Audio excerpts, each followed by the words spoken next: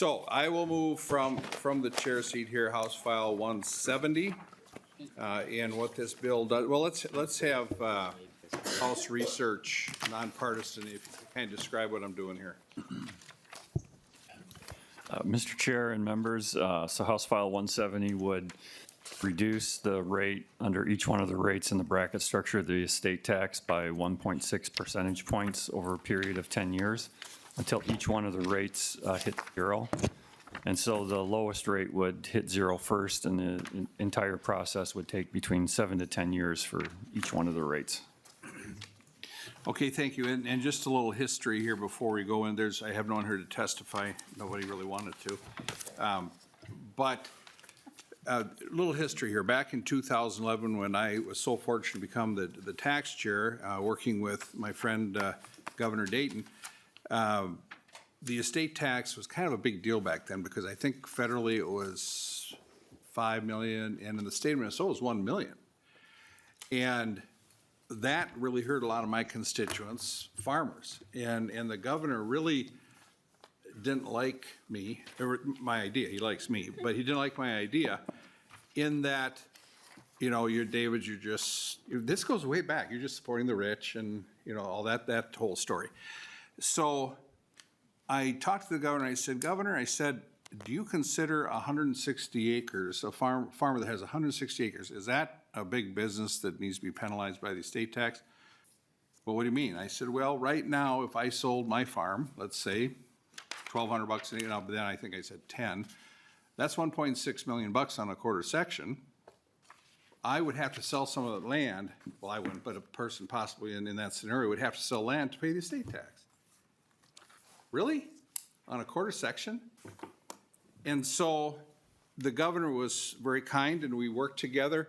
And what we did was we moved it up to, I think it's $5 million if the farm was sold and it stayed in the family. We put, you know, guardrails, or a small business that was sold to a family member. So that's why that happened, and so that was up to Mr. Klayman. What is it for small business farms now? Mr. Chair, the exclusion for qualified farm property and qualified small business property is $2 million. Okay, that got up to $2 million, but for a farmer, a farm family, or a small business, I thought it was more than $2 million. Mr. Chair, that would be in addition to the $3 million general exclusion under the estate tax. So that's up to $5 million. Okay. Correct, Mr. Chair. Okay. So that did help a lot of people, and people across the state have thanked me for that because they were able to keep the farm in the family because of that very reason. So I don't want to get the whole thing going about this is for the rich and all that kind of stuff today. If we can avoid that, it's not going to Ways and Means. But this does affect my constituents, and it affects your constituents, but especially my constituents. Where's my district? I border Iowa and Wisconsin. And Mr. Klayman, does Iowa have an estate tax at all?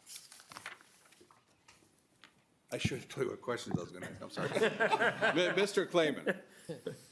And we can look a little bit, or let me ask this question. How many states have an estate tax? Mr. Chair, there are 17 states that currently have an estate or an inheritance tax. And as I recall, I believe Iowa's is phasing out for estates of decedents in 2026. If that's incorrect, I'll correct the record. Okay, thank you, Mr. Klayman. I don't mean stump the House research person today. I don't want to do that at all. But in fact, very seldom can you actually do that. So that being said, what this bill would do, it phases out the estate tax in the state of Minnesota.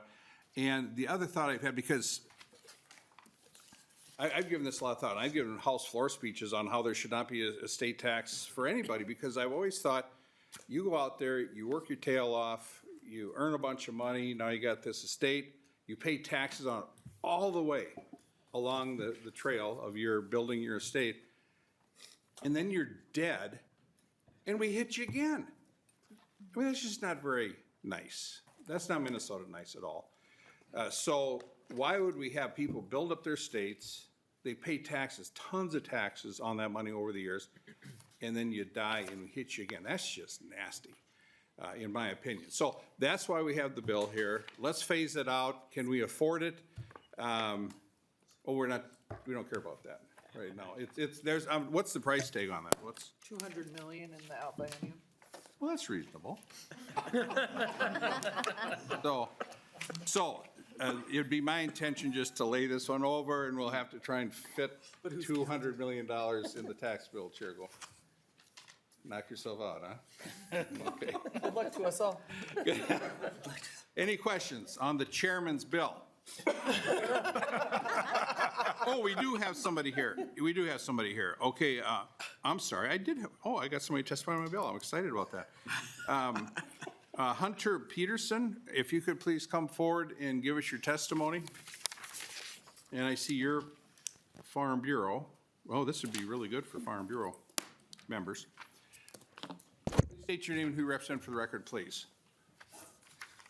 Thank you, Chair Davids. For the record, my name is Hunter Peterson, and I serve as the Public Policy Specialist at Minnesota Farm Bureau Federation.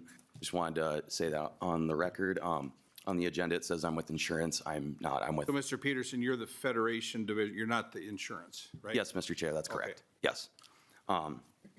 So we're founded in 1919. We are a grassroots general farm organization. We're the largest in Minnesota. We have over 31,000 family farm and ranch members. Thank you for the opportunity to testify in support of your bill today, Mr. Chair. You said it pretty well, but estate taxes are a particular concern for farm and ranch families because they're based on the market value of assets. Given the consistent appreciation in agricultural land and assets, market value can be very high for farm and ranch families. A limitation on the estate tax exemption means that each year fewer and fewer farm families will be protected from the estate tax. And this is a clear risk to the continuity of family farms. So, for example, let's say your family owns a 500-acre crop farm.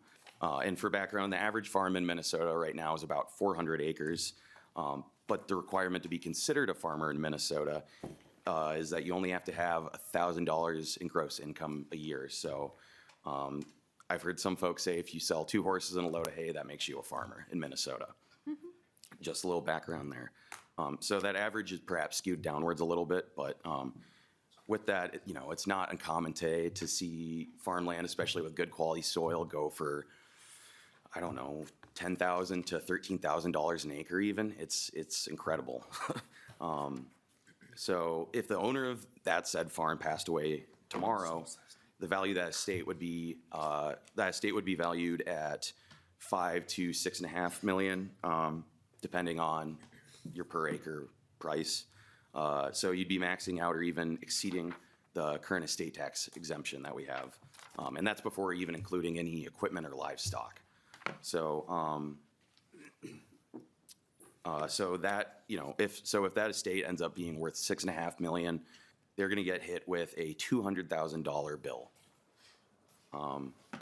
And, farmers' assets are illiquid, so they might not, there's a good chance they don't have the cash to make those payments. And as you alluded to, options like selling part of the farm or equipment or livestock jeopardizes the viability of the operation. And ultimately, if that estate tax bill makes the farm unviable, then that just contributes to continued loss of family farms and the increase in agricultural consolidation. So Minnesota Farm Bureau Federation strongly supports phasing out the estate tax to preserve family farms and ranches. Thank you, Mr. Chair, for hearing the bill today and understanding that's going to be laid over. I'd ask for the committee's future support. Thank you very much. Thank you, Mr. Peterson. Any questions for Mr. Peterson from the Federation? Representative Hewitt. Thank you, Mr. Chair. And just simple questions, because I actually grew up on a farm in the summertime as a farmhand for a family farm. And help me out here. A lot of our farms today in Minnesota, could you consider family farms, or would they consider LLCs? Where are we at with that? Because I think there's some questions that I'd just like to know. Mr. Peterson. So in Minnesota, we kind of have a special, I believe it's statute 500.24 lays out family farms and specifically family farm LLCs and partnerships. So there is certainly a way that works there, but what I will say is that in the United States, 90 to 95, depending on the estimate, of farms are family farms, and I am sure that is also true in Minnesota. Representative Hewitt.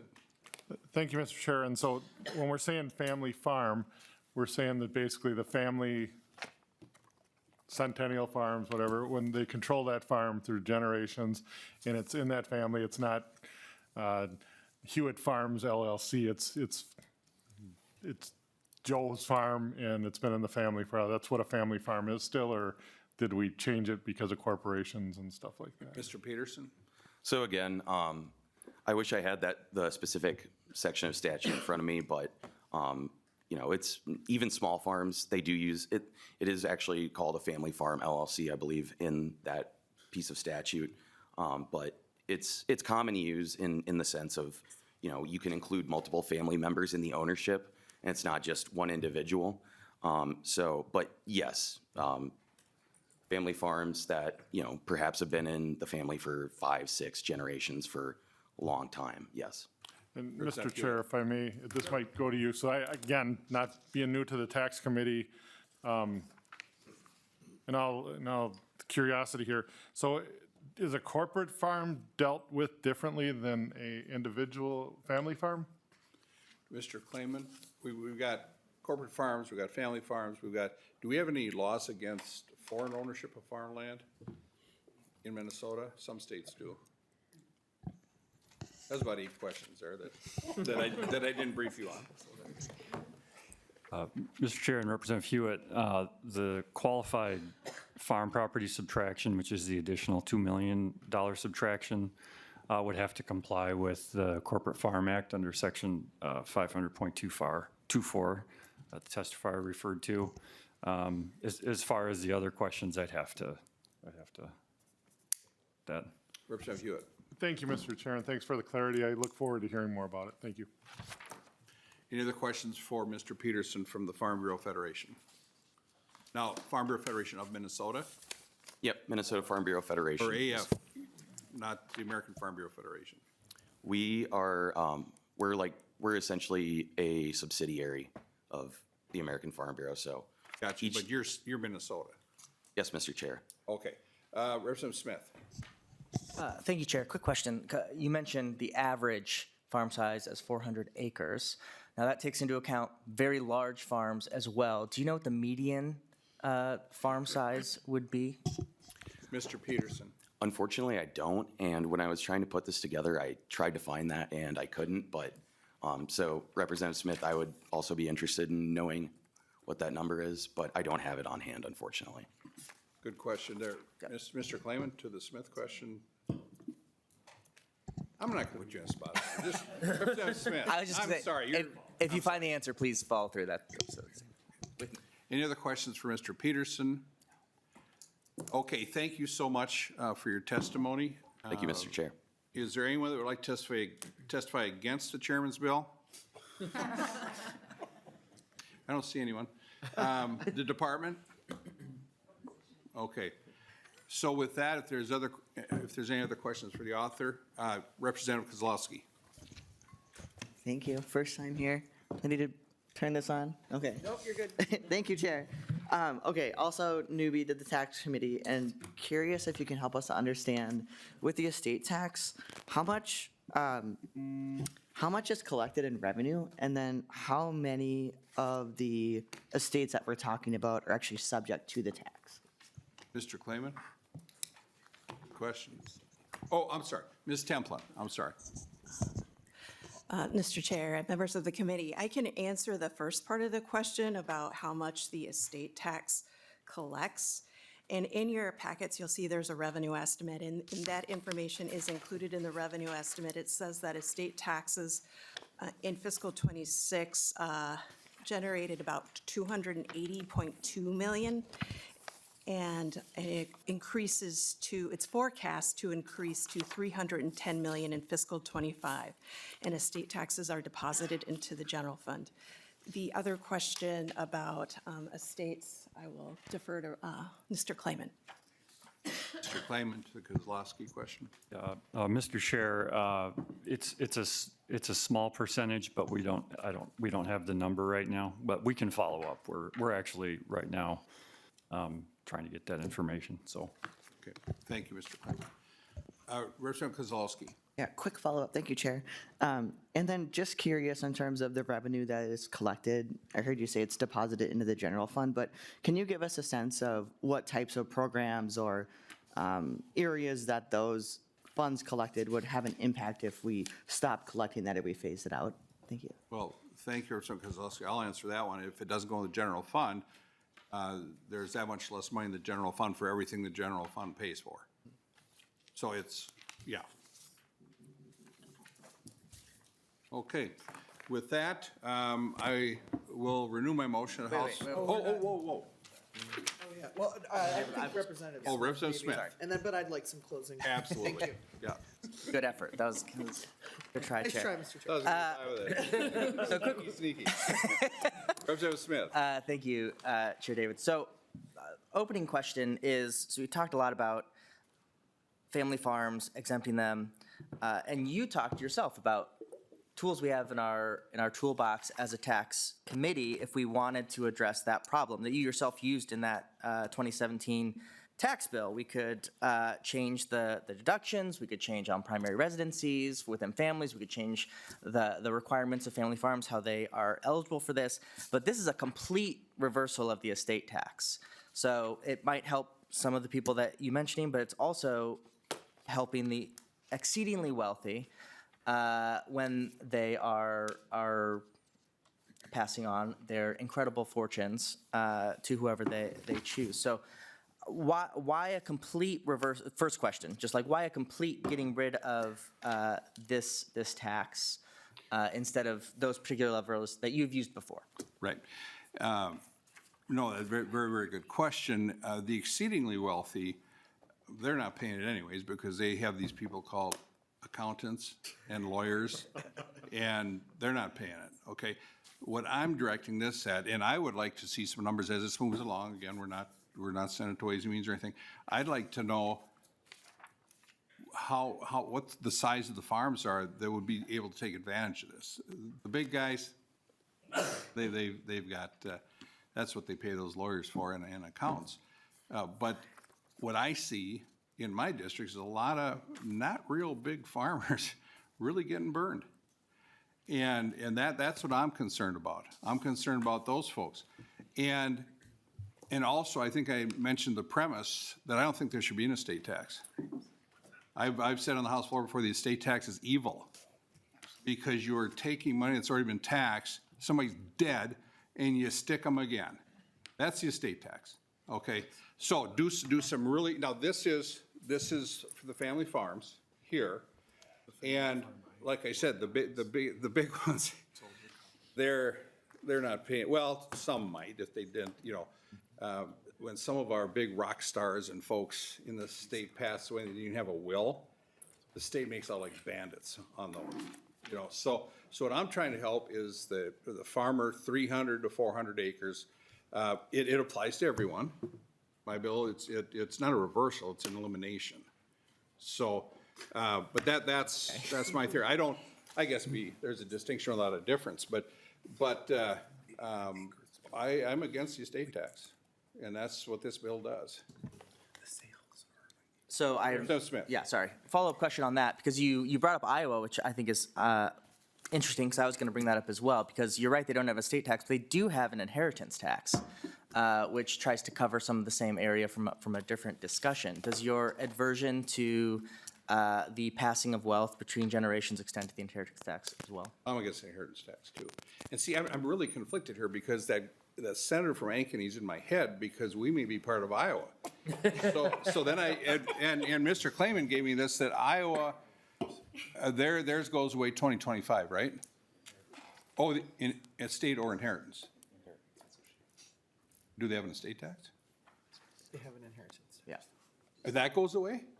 Oh, I have to reconsider my position on that acquisition. Representative Smith. Yeah, so, I mean, I guess you've stated your position firmly on this, so I'll state mine, that I'm very for this. There is an incredible amount of wealth that is about to transition. $20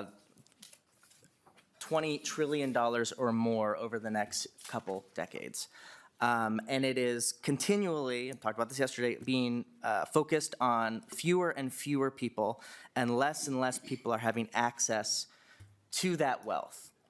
And a transfer of wealth between generations based on circumstances of your birth, we have a name for that. It's called aristocracy. And it's something that our founders were exceedingly against because they saw it as a complete expansion of inequality in our society. And that's what's happening. And our tax system is set up to do this. If you inherit wealth from someone, you immediately don't have to pay taxes on the unrealized gains from the person during their life. You talked about paying taxes all of their life, but if it's not realized in the time of their life, when the inheritor gets that, they don't have to pay those taxes that were not taxed in the first place. I have a bill to correct that. Hopefully we can talk about it later in this committee. And the foundational principle of our country, as even part of your argument, is that when you work hard, you should be able to benefit from that work. But also, no man is an island. We all work in a state, in a government, in a country where we rely on one another. No one reaches these heights of wealth without public roads, public education, employees. The list goes on and on, from water pipes to sewer pipes that we pay for through collective action. And so to allow people simply, without any sort of thought, to keep that wealth away from the community, I think is wrong. As you said, your position that you think this is wrong, I'm on the opposite side of this is wrong. So this is laying over, so we're not voting on this today, but I will say clearly that I am against this. But also, on the same side, as I said at the beginning, I think there are levels, if you're really concerned primarily about the family farms, that we can talk about, that I'm willing to talk about. But I think the completely doing away with the estate tax, especially at a time when wealth is about to transfer between generations at a rate we have not seen in human history, is irresponsible at best. Thank you. And I just want to clear the record for the committee. The founders of our country did not support the estate tax. I was in the legislature then, and they did not support the estate tax, just to clear the record on that. Chair, can I Representative Smith. Sorry, real I quick. shouldn't have said that. Got some quotes coming. Yeah, a power to dispose of estates forever is manifestly absurd. Thomas Jefferson. And I have a whole, I'm not going to read them all here, but they were exceedingly concerned about this because that was the world that they lived in, where people whose names were marquises or counts or lords or ladies had all the money, and everybody else worked within the lands and wealth that they owned. And we don't want to return to that. But Representative Smith, it was not in statute. Okay, well, thank you. Thank you for that. Appreciate that. Representative Lee. Thank you, Chair. This might be maybe a question for nonpartisan staff, but there seems to be claims made earlier that this proposal before us, your bill, is solving the problem of double taxation, but it was my understanding that we don't tax unrealized gains, and so just wanted to make that point clear, and I don't know if maybe Mr. Klayman or Mr. Swanson. Well, Representative Lee, I'll take that. You are correct on it. That's the one area, unrealized gains. And the other situation, I do estate planning for folks too, so I know how to get people out of this stuff. And so that's one area where you got me. Unrealized gains are not taxed at this point, and if there's something we put in a law where those would be taxed, cool. Oh. No, seriously. No. We'll talk. Mr. Chair. Chair, this is very important. Mr. Chair, this is very important. This is very important. Not while you're living. I'm thinking about that, how crazy Stepped that up is. basis it does. You're going to, I love stepped up Well, I know basis. you love it, but we can undo it. Well, no, we can't. So when our good friend President Biden was talking about getting rid of stepped up basis, I had to go to the emergency room. My heart was having problems. But with that being said, in fact, that was pointed out to me. I've been working on this a long time. The late Senator Diane Loeffler, a very good friend of mine in tax committee, at one time when I made the statement, well, you work your whole life, you pay taxes along this all the way, and then you never get taxed on it. She said, well, unrealized capital gains. Now, I can't even fathom going down the road of like taxing unrealized gains in people's IRAs and retirement accounts and things like that. That just, how would you even do that? They don't have the money now. So you're gonna tax them, well, that's a whole nother issue, and I shouldn't even said that. Okay, so with that being said, can we wrap it up with, who else do we have here? Oh, Representative Lee, you still have the floor, I'm sorry. Oh, no, that's okay, Chair. Just wanted to make that connection and actually just make sure folks understand. I don't think we're double taxing folks, but I want to close now so that the lead can say her stuff. No, you are correct. A lot of areas of wealth, people have been taxed on, but not unrealized gains. You are correct on that. And for the record, I'm glad you said that. Representative Harder. Thank you, Chair Davids. I am your small farmer. And I just have to say that in some ways I feel like I'm being attacked. I might have land that does equal money, depending upon if I sell it. But that doesn't mean that I have the cash on hand to pay for all these taxes. We are overtaxed in this state, and it's not just this tax. It's property tax. It's every tax that I pay to produce food or grain that feeds America. And I'm growing tired of constantly feeling like I'm being attacked for doing the right thing. I work hard for what I have. On my family farm, which my family nearly lost, my first job, I think I was 4. That job was in the field pulling weeds. And I don't forget those hard times. I don't forget the fact that my family nearly lost the farm that they had gotten from their parents. And I am gracious to my parents that I was able to obtain their farm, which I hope to pass on to my child. But to go on about how farmers are rich, that just isn't so. Our profit margins are tight, and I mean really tight. And here's going to be an example. So last year on my farm, our farm, too much rain, then not enough rain, way too much wind, hail. So I read a report that said that, I'm just going to take for corn, for example, that the average in Minnesota was something like 174 bushels per acre. I think ours is 110. Tell me, how much of a profit did I get? When I'm faced year after year that if I don't have enough money in the bank for these inputs, do I have to sell an acre to survive? I really don't want to sell my land, seriously. I'm a third-generation owner of my land, and it's a legacy. And every farmer that I know in my district is the same way. I appreciate bringing forth any bill to lower taxes.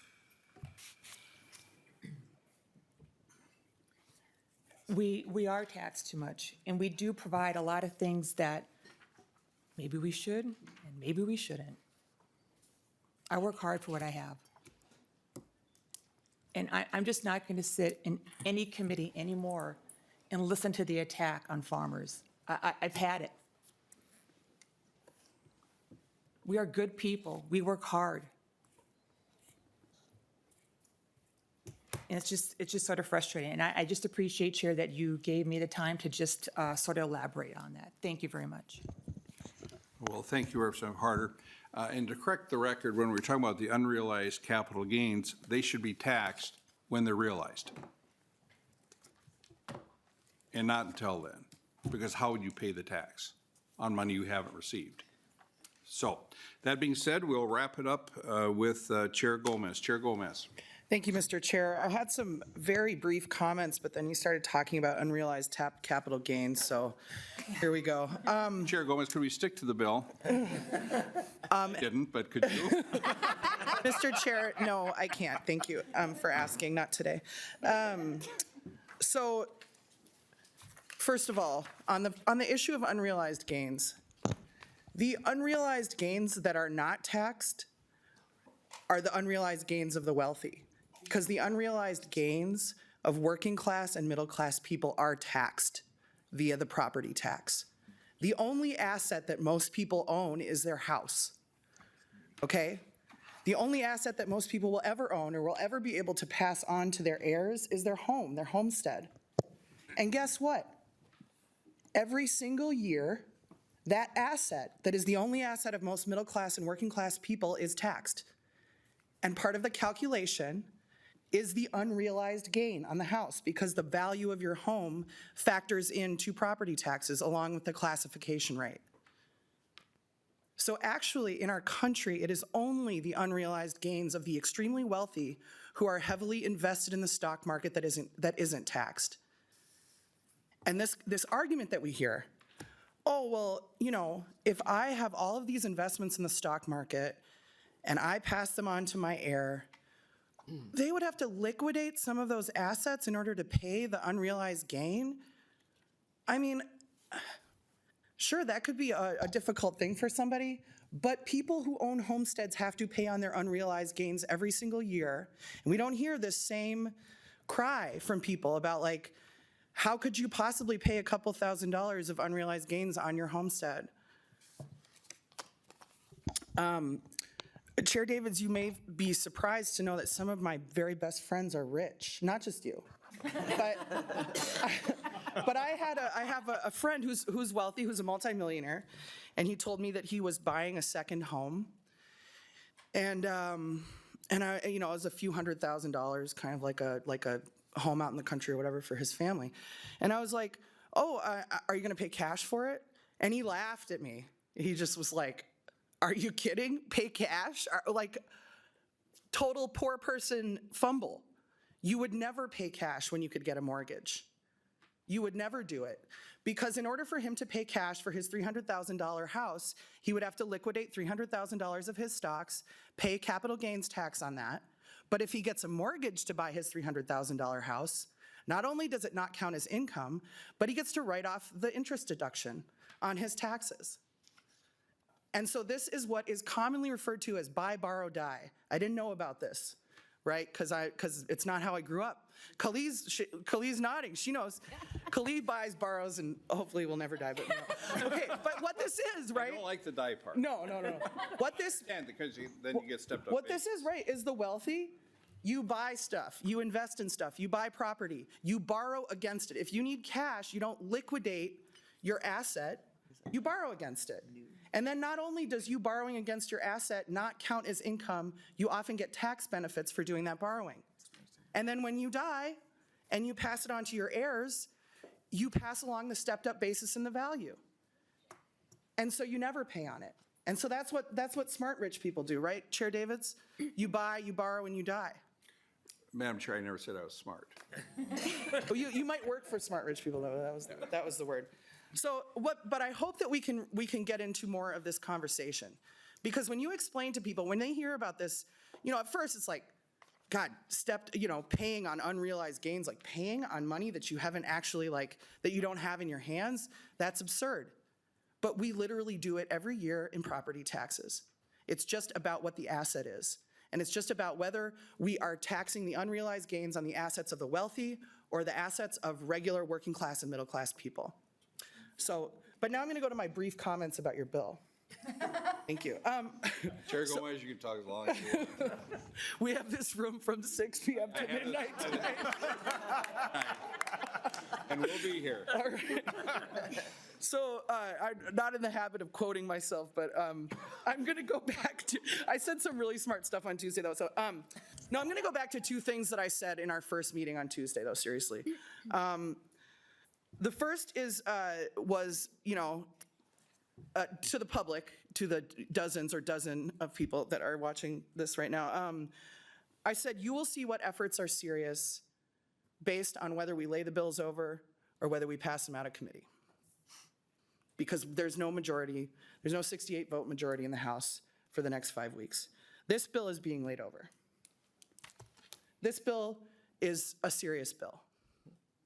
And what we have laid over so far, we had Gilman's LGA forgiveness today, land value tax. We laid over attachments and appurtenances. We laid over some construction sales tax exemptions from yesterday. And the drug stamp, we laid over the drug stamps. But this, as we talked about, is a $200 million cost in the outbiennium, in the tails. I don't know if you call it outbiennium, 2028, 2029, $200 million. So this is a serious proposal.